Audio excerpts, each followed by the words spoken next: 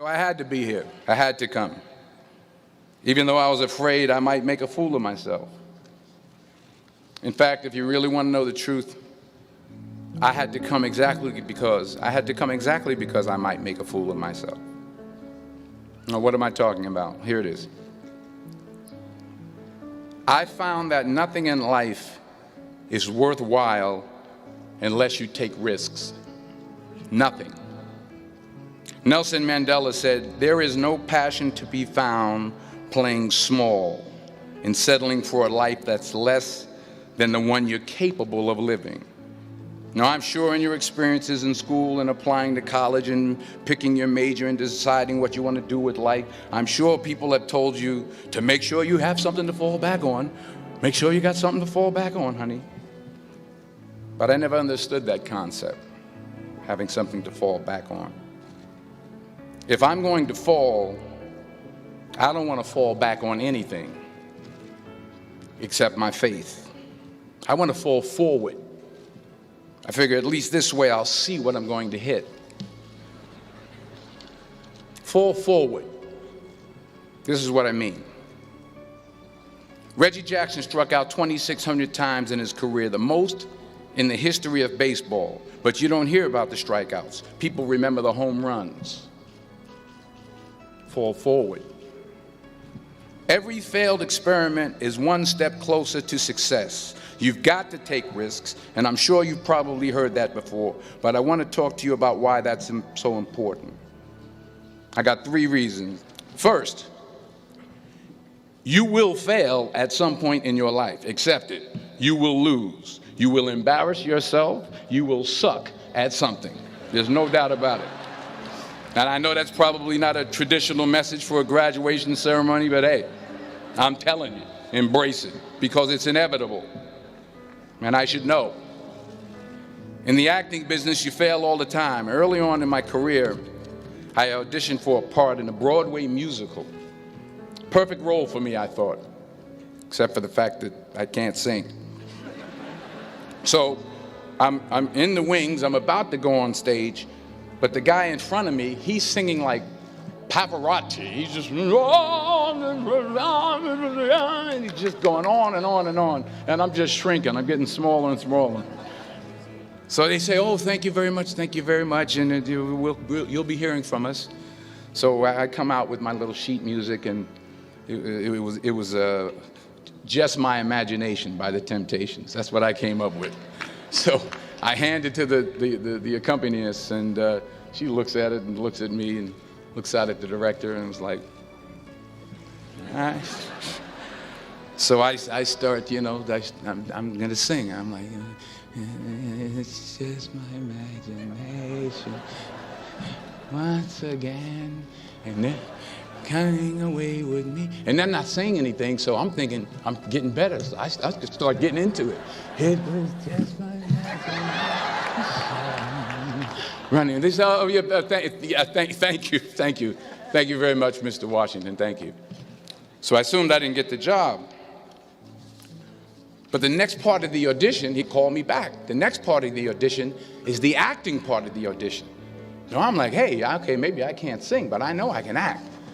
So they pair me with this guy, and again, I didn't know about musical theater. And musical theater is big, so they can reach everyone all the way in the back of the stadium. And I'm more from a realistic, naturalistic kind of acting where you actually talk to the person next to you. So I don't know what my line was. My line was, "Well, hand me the cup." And his line was, "Well, I will hand you the cup, my dear. The cup will be there to be handed to you." I said, "Oh, okay." "Well, should I give you the cup back?" "Oh, yes, you should give it back to me, because you know that is my cup and it should be given back to me."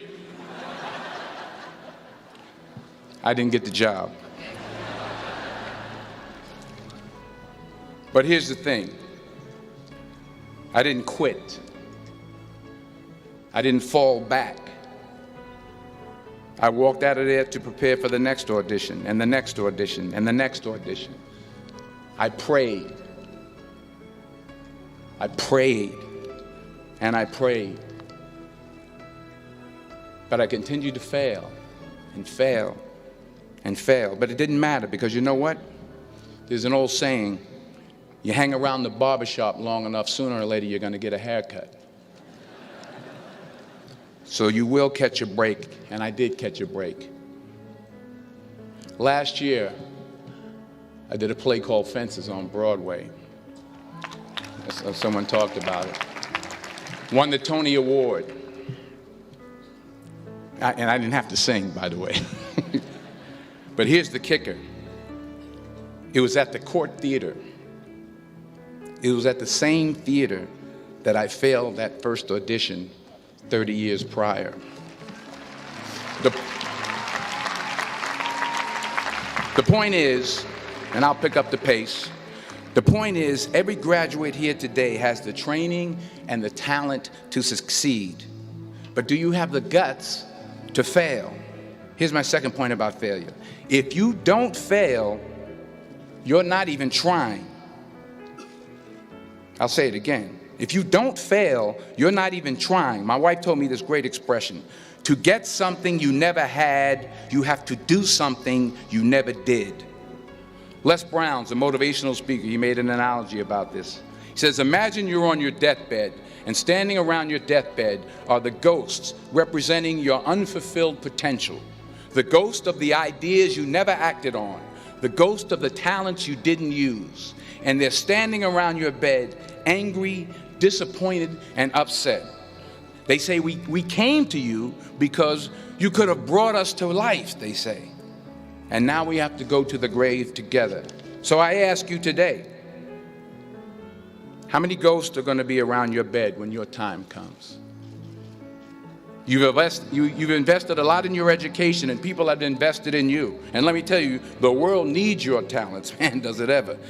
I just got back from Africa like 2 days ago, so if I'm rambling on, it's because I'm jet lagged. I just got back from South Africa. It's a beautiful country, but there are places there with terrible poverty that need help. And Africa is just the tip of the iceberg. The Middle East needs your help. Japan needs your help. Alabama needs your help. Tennessee needs your help. Louisiana needs your help. Philadelphia needs your help. The world needs a lot, and we need it from you. So the question is, what are you going to do with what you have? I'm not talking about how much you have. Some of you are business majors. Some of you are theologians, nurses, sociologists. Some of you have money. Some of you have patience. Some of you have kindness. Some of you have love. Some of you have the gift of long suffering. Whatever it is, whatever your gift is, what are you going to do with what you have?